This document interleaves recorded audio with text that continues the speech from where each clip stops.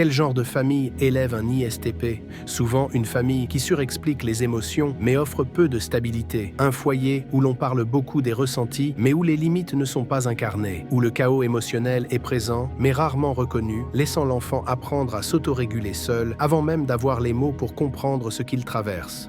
Les ISTP grandissent souvent dans des environnements où l'autonomie n'est pas proposée, elle est imposée.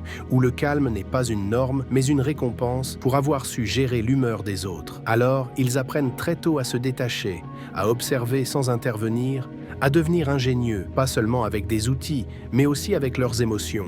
Ils ne sont pas distants par nature, ils sont mesurés, parce que l'intimité a toujours été associée au bruit, à l'intensité ou à l'imprévisibilité.